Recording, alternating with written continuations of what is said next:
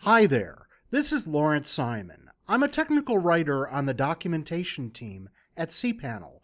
I'm here to show you how to use AutoResponders. AutoResponders allow you to automate replies to incoming email. In cPanel, you can use this feature to let people know that you received mail or to let them know that you are unavailable, for example, while you are on vacation. Here we are in the cPanel interface with the paper lantern theme.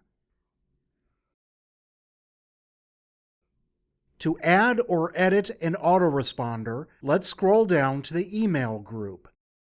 And then click the autoresponders icon. The autoresponders interface will appear. At the bottom of the interface, we see a list of autoresponders that are currently on the account. To create a new autoresponder, scroll back up and click Add Autoresponder. Or to edit an existing autoresponder, click Edit next to the corresponding autoresponder in the current autoresponders table. Either way, the Modify Add Autoresponder interface will appear. Select a character set from the Character Set drop-down menu. In most cases, this should be UTF-8. But you may need to use a special international character set.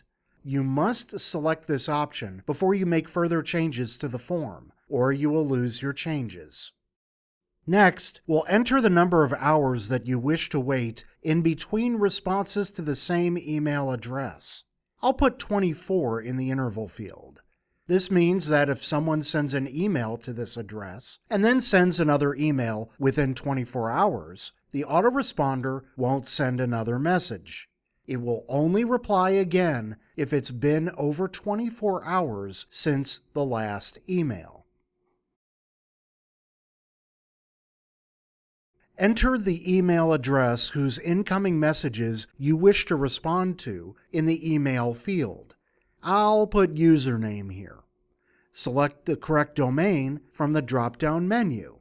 So, the autoresponder is responding to messages that are sent to username@example.com.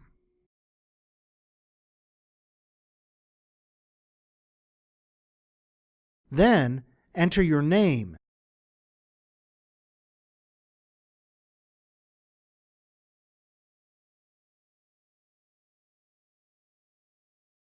Enter the subject you wish to respond with in the subject field. Let's type out, "Thank you for your interest in example.com." We're going to work on the body of the message now. If the body of the message will include HTML tags, such as line breaks or an ordered list of instructions, click the HTML checkbox.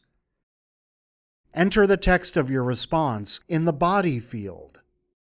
Here, you can insert variables into the body of the email with tags. Those are enclosed in %signs. You can use the following tags: subject, the subject of the message that was sent to the autoresponder; from, the name of the sender of the message that was received by the autoresponder, if available. If the sender's name was not received, from will display the sender's email address. And then email, the sender's email address. Let's type up something simple here. Good. Now that we've written the body of the message, we'll select a start time. You can choose immediately or custom. If you select custom, a small calendar will pop up. Navigate between months using the arrows and click your preferred date. Then enter a time at the bottom of the calendar and select AM or PM from the drop-down menu. Finally, click anywhere outside of the calendar to save the changes. Next, we'll select a stop time. You can choose Never or Custom. If you select Custom, it's just like before. Navigate through the months, click the date, and enter the time. You must choose a stop time that is later than the start time. We don't do time travel yet.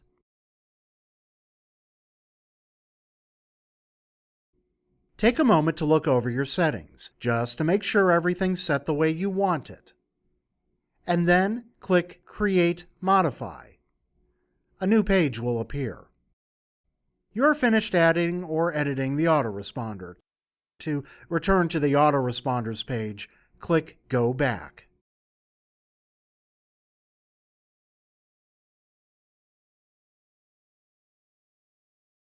To delete an autoresponder, click Delete next to the corresponding autoresponder in the current AutoResponders table. You will be directed to a new interface that will ask you to confirm that you want to delete the autoresponder. Click Delete AutoResponder to confirm. Good, we've deleted the autoresponder. One final tip: you can create an autoresponder for an email address without a corresponding email account.